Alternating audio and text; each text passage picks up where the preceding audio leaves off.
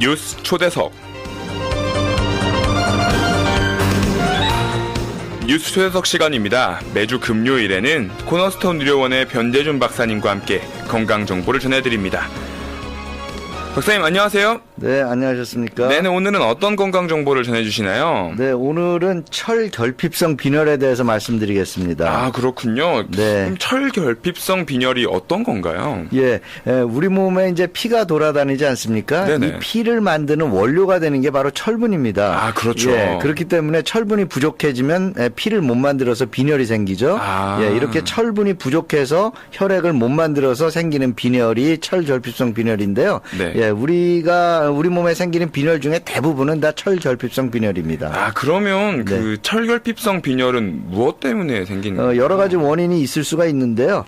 첫째는 뭐 철분을 흡수를 잘 못하거나 섭취를 잘 못하는 경우에 생길 수가 있고요. 네. 예, 둘째로는 사실 더 흔한 이유는 철분을 손실하기 때문이죠. 그러니까 철분을 이용해서 혈액을 만들었는데 그 혈액을 잃어버리게 되면, 예, 출혈을 통해서 잃어버리게 되면 철분이 같이 없어지기 때문에 몸속에 철분이 부족해지고 그 다음에 다시 피를 보충을 못하게 되는, 그래서 출혈과 그 다음에 철분의 섭취 부족, 이 두 가지가 가장 흔한 원인이 되겠습니다. 아, 그러면 그 흔한 원인 중에 네. 단순하게 그러면 피를 많이 흘렸을 때 철결핍성 빈혈이 생긴다는 말씀이시죠? 예, 그렇죠. 뭐 어디에 상처가 나서 너무나 많이 피를 흘렸다 그러면 당연히 철결핍성 빈혈이 생기고요.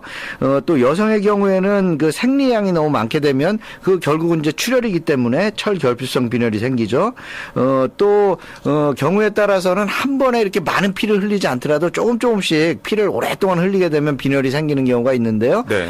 이런 경우는 예를 들자면은 치질 같은 게 있는데 매일매일 조금씩 피를 흘리게 되면 그것도 피를 이제 손실을 해서 철결핍성 빈혈이 생기고요. 또 위나 장 같은 경우에 위궤양 또는 장에 궤양이 있다든지 또는 장에 암이 있다든지 이런 경우에 거기에서 조금씩 출혈이 되게 되면 자기도 모르게 출혈이 되지만 그게 쌓여서 빈혈을 만드는 경우가 있습니다. 아, 그렇군요. 네. 그러면 피를 흘리는 것 말고도 혹시 네. 음식에서 섭취가 부족하거나 영양분으로서의 철분이 부족해서 네. 빈혈이 생기는 경우도 있을 것 같은데요. 네, 그런 경우는 이제 채식주의자라든지 알코올 중독자에 흔하죠.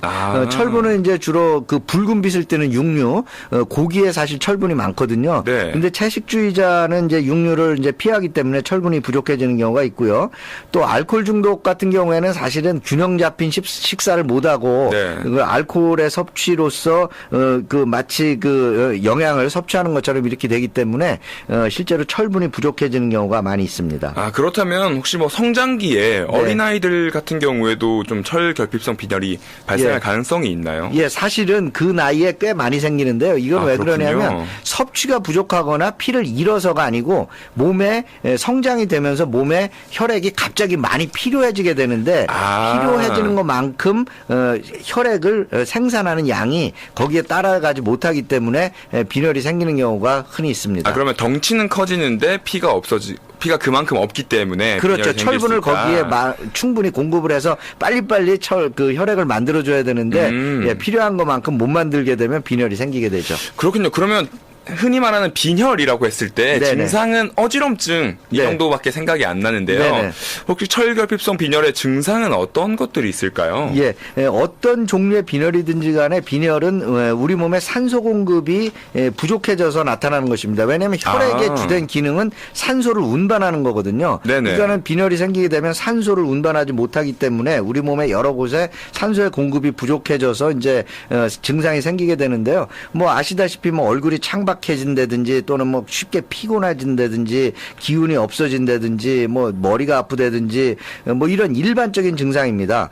또 귀에서 이렇게 소리가 들리는 경우도 있고요. 예, 그리고 지금 말씀하신 대로 어지러움증도 사실은 빈혈이 심해지면은 빈혈의 증상 중에 하나입니다. 예, 그런데 사실은 어지러움증이 빈혈의 증상이긴 한데 어지러움증이 있다고 해서 다 빈혈이 있는 건 아니에요. 아, 그렇죠. 네, 그래서 사람들이 어지러움이 있으면 어지러우면 빈혈이 있다. 빈혈이 있다 그러는데 그건 맞습니다. 사실은 꼭 맞는 말은 아니고요. 빈혈의 주된 증상 중에 하나가 어지러움증이지만 어지러움증을 경험한다고 해서 모든 사람이 다 빈혈이 있는 것은 아니다. 그렇죠. 이렇게 말씀드리고 그러니까 싶습니다. 빈혈의 증상이 어지럼증으로 나타날 수 있지만 네. 어지럼증이라고 모두 빈혈은 아니다. 네, 그렇습니다. 사실 저 같은 경우도 성장기에 네. 어지럼증이 있어서 이게 네. 빈혈인가 싶었는데 빈혈이 아니라고 하더라고요. 네, 네. 네, 그러면 그런 혹시 거 있죠. 이 빈혈인지 네. 빈혈이 아닌지는 네. 어떻게 저희가 알 수 있을까요? 그건 매우 쉬워요. 사실은 빈혈이라는 것은 몸속에 있는 혈액의 양이 부족한 거기 때문에 네. 몸에 혈액을 채취를 해가지고 일정한 용적 안에 혈구의 수가 적다라는 걸 증명하면 되잖아요. 아, 그렇죠. 그러니까 뭐 피 검사해가지고 혈액 양이 얼마나 되느냐를 보면 되는데 헤모글로빈이라는 걸 보통 측정을 해요. 네네, 그 적혈구에 예. 있는. 그렇죠. 네. 적혈구에 있는 헤모글로빈의 양이 줄어들게 되면 빈혈이라고 하는데 아. 이게 보통 이제 정상은 성인 남자의 경우에는 13g 정도가 되고요. 네. 그 데시리터에 그러니까는 데시리터? 네. 네. 그러니까 이제 100ml에 네네. 13g 정도가 있는 거예요. 남자의 경우에는. 아. 그다음에 이제 여자의 경우에는 한 12g 정도 되거든요. 네네. 그래서 그 헤모글로빈의 수치가 이거보다 낮으면 빈혈이 있다 이렇게 얘기를 하고요.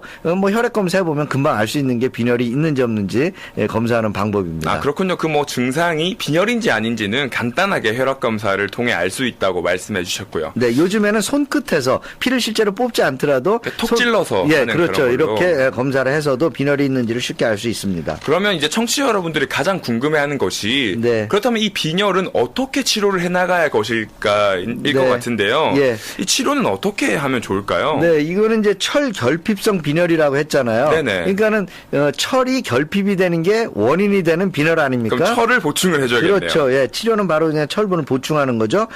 물론 이제 빈혈이 너무 심해가지고 이거는 안 되겠다 그러면 철분을 보충하기 전에 수혈을 해서 혈액 아. 자체를 전체적으로 보충을 해야 되는 경우가 있기는 해요. 네. 그런데 사실 그런 경우는 매우 드물고요. 대개 이제 철분 보충을 하면 되는데요. 철분 보충은 이제 먹는 약으로 하고요. 보충을 시작하게 되면 보통 한 1, 2주일 정도가 지나면 보통 한 10일 정도가 지나면 헤모글로빈 수치가 이렇게 올라가는 게 보이고요. 네. 예. 그래서 이제 한 2주나 3주 정도가 되면 상당히 증상의 호전을 보이게 됩니다. 그러니까 아. 철 결핍성 빈혈은 치료도 쉬울 뿐만 아니라 증상의 호전이 바로 나타나는 이런 병입니다. 생각보다 단기간 안에 치료가 네. 가능하네요. 네네. 그런데 이제 하나 유의해야 될 것은 이제 철분을 보충할 때 네. 빈혈을 교정할 정도까지 철분을 보충을 하지만은 네. 그 이후에 계속 더 혈액을 만드는 데 필요한 철분을 우리 몸에 좀 저장을 해둬야 되거든요. 네, 아, 그렇죠. 예. 그래서 실제로 빈혈 자체가 교정되는 데는 한 2, 3주밖에 안 걸리지만 철분을 쓰는 기간은 3개월에서 6개월 정도 이렇게 오랫동안 철분을 써서 충분한 철분을 몸에 보충을 하는 것이 중요하겠습니다. 아, 그러면 빈혈 증상을 완화하는 데는 철분제를 써서 2, 3주 정도면 괜찮지만 네. 그 모든 증상을 철분이 필요할 만큼 개선되기 위해서는 네. 3개월에서 반년 정도의 기간이 걸린다는 필요하다. 점 예, 네, 말씀해 그렇습니다. 주셨고요. 네. 그럼 이 철분 약을 네. 어떻게 구해야 할지 전 좀 궁금해지는데요. 네, 철분약은 사실은 그 처방이 없이도 살 수 있는 약입니다. 아, 쉽네요, 그러면. 그래서 그냥 뭐 약국에 가셔가지고요, 그 네. 셀프에서 그냥 사면 되죠. 오버 더 카운터라고 하죠. 아. 예, 그냥 약 사서 지불하고 쓰시면 됩니다. 아, 그러면 저희가 이제 처방 없이 산다는 것이 네. 사실 저희가 알아서 먹어야 된다는 거잖아요. 네네네. 그러면 철분제를 섭취를 할 때 좀 네. 주의할 점이나 부작용 같은 거는 예. 간단하게 알려주실 수 예, 있나요? 우선 철분을 얼마나 먹어야 되느냐인데 거기에 보면 이제 밀리그램이 다 써 있는 거예요. 약을 네네. 사게 되면 철분으로 200mg 정도를 하루에 섭취하도록 이렇게 하시면 되고요. 아. 철분으로 200mg. 그다음에 이제 뭐 철분제는 사실은 다른 그 특별한 성분과 같이 이렇게 섭취를 하게 되면 철분의 섭취가 방해가 되는 경우가 있어요. 아, 그렇군요. 그래서 탄닌 성분 같은 거, 그다음에 녹차 같은 것이 아주 대표적인 건데요. 녹차에 탄닌 아. 성분이 있어서 흡수를 방해하기 때문에 그런 것과는 같이 이제 섭취하지 않도록 하고요. 네. 그다음에 또 하나 뭐 혹시 뭐 알아두시면 좋은 거는 철분 드시게 되면 대변 색깔이 까맣게 되는데 이거는 아하. 철분 때문에 그런 거니까 걱정 안 하셔도 신경을 안 되고요. 써도 된다. 예. 그다음에 뭐 철분제를 드셨더니 뭐 소화 장애가 있다 이런 경우에는 다른 제약회사의 제품이나 또는 액체로 된 것 것들 이런 것들을 좀 쓰시게 되면 완화되는 경향이 있습니다. 아, 그렇군요. 네.